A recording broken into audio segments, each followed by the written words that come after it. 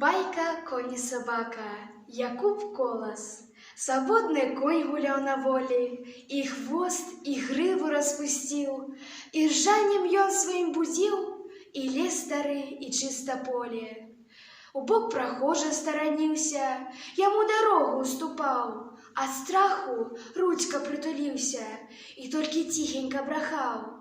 Коня зловили, привязали, на вобруть бедного узяли, а боркой ноги обвели, и борзый бег его спынили. За вугла вылазить ручка, гау-гау-гау, давай брахать. За хвост коня кусает тютька, не оттягнуть, не отдогнать. Малые дети тут гуляли, дивились много и казали, по дурноте не разбирали, дитя малое, як ягня, а ручка дужче за коня.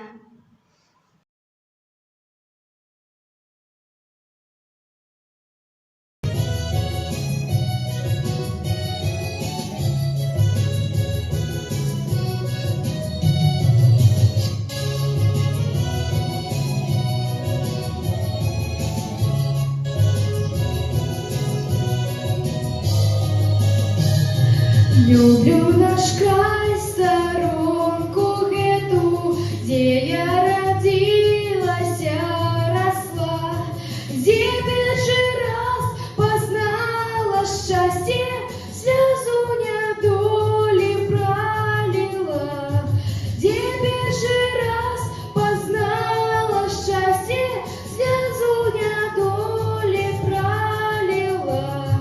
Люблю народ наш белорусский, и хаты в зелени садов, залученные збожжем нивы, шумно сжигаю и лесов, залученные збожжем нивы, шумно сжигаю и лесов.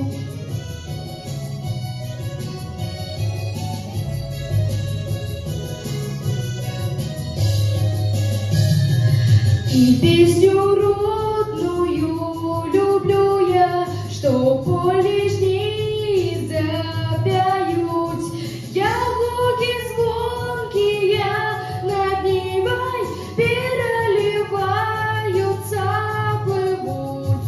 Яблоки звонкие над Невой переливаются, плывут. Мне тут все